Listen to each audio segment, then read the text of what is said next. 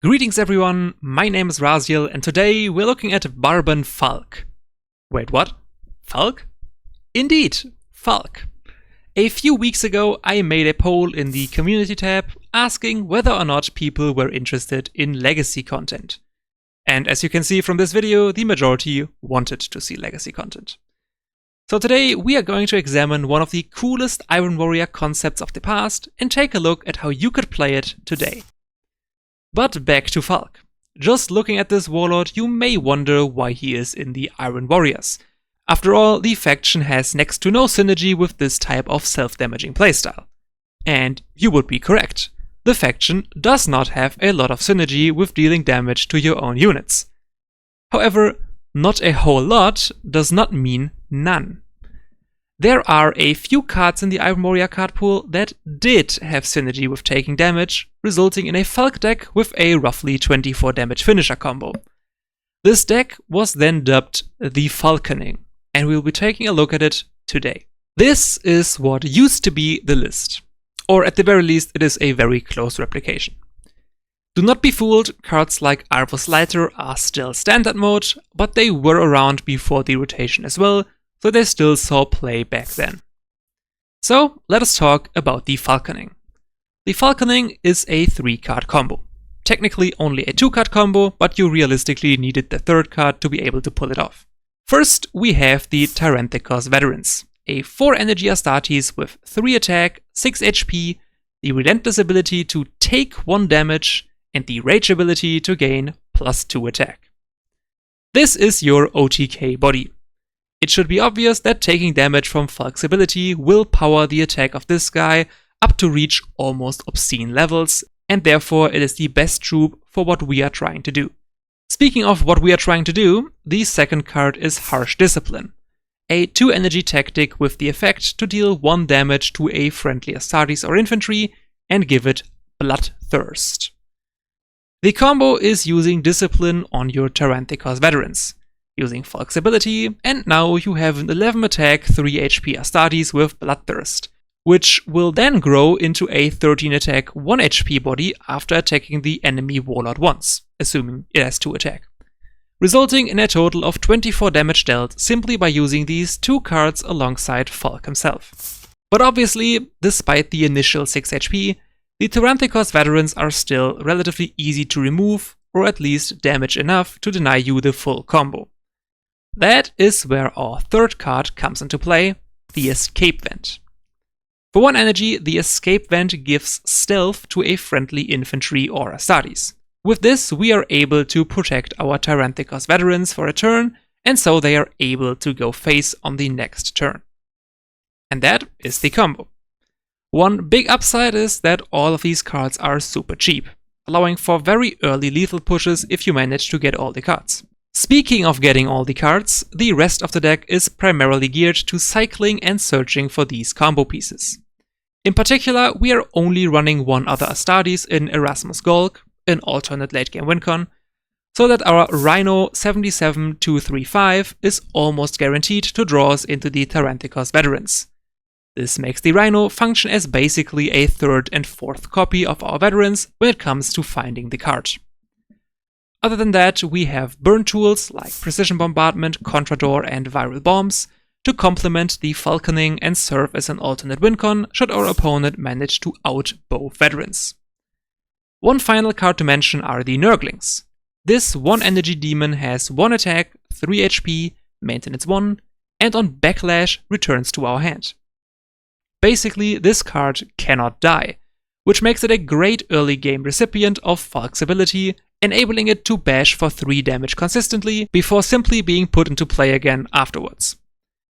The only thing to be mindful about is the maintenance, but most of the deck is fairly cheap, so you normally don't mind losing the little bit of energy anyways.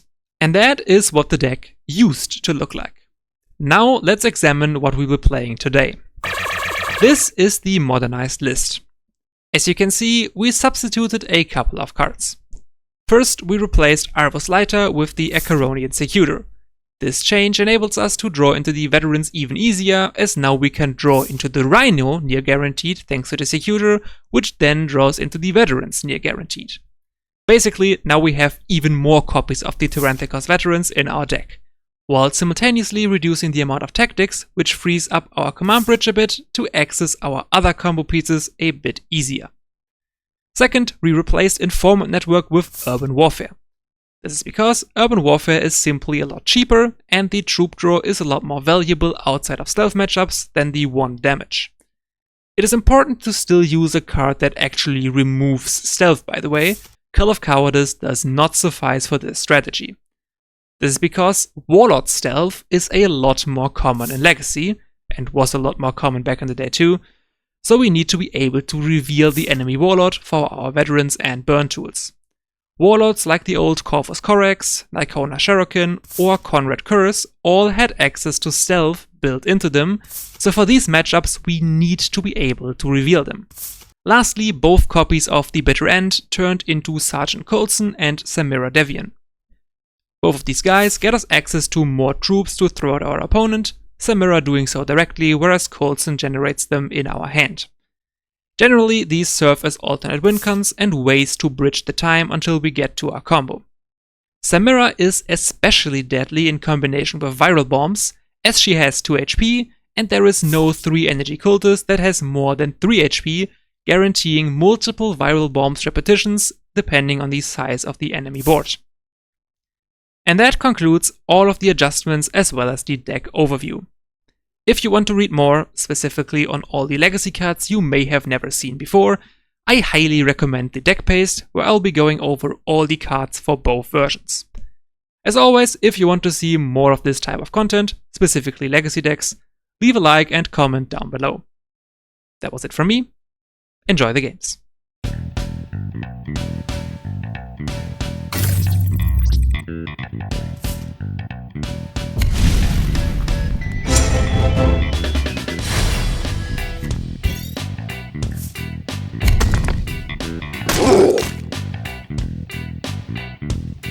The time for battle has come.